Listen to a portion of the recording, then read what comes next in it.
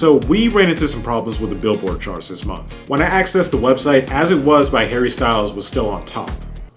Somehow. And when I picked the second track, there were some lines that were not school appropriate. Like, no, seriously, sometimes I bring up work with a content warning, but this song was not meant for kids. So I had to settle with the third song, which is by Lizzo. The problem here isn't Lizzo as a musician or a person, it's that her music tends to be jam-packed with cuss words, and I do what I can to keep this channel family friendly. On the other hand, there's no question that Lizzo is a very talented musician, and pretty much every song she writes is a self-love anthem. Therefore, I think a few cuss words can be forgiven for someone who is artistically skilled, not to mention she's trying to send a positive message with her work. I can think of worse things for kids to listen to. Speaking of listening, my verdict on this track is that you at least give it a look. It's a funk track with post-disco influences, and I'd argue that there's a little bit of Jamiroquai in there. The lyrics are decent, but the coolest thing about the song is the guitar and piano parts, so the composers and producers did their work. The message in the song is something that people living in 2022 can relate to. She needs to step out of the house, meet some friends, and have a good time. Near the end of the song, she may have taken a bite out of Bruno Mars, but what I'm referring to happens in a lot of funk tracks. It's not a bad song by any means, but there's still the feeling she could have written something better. I'll let y'all decide whether to buy the song or not.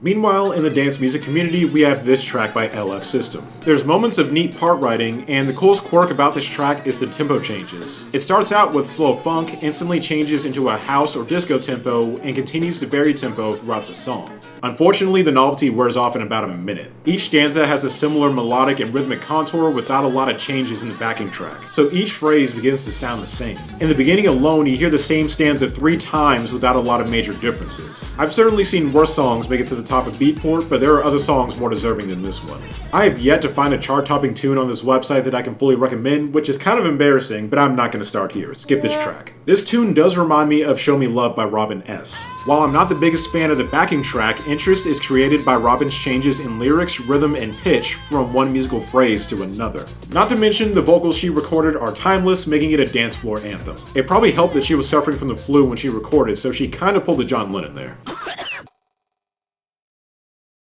So Diverse System is an independent record label from the land of the rising sun, and while I can't promise that all their music is safe for work, they have an interesting approach to releasing their albums. Each compilation they publish has a specific genre, style, or theme to it. Aside from the genres themselves, examples include songs for focusing at work, songs that feature a lot of piano playing.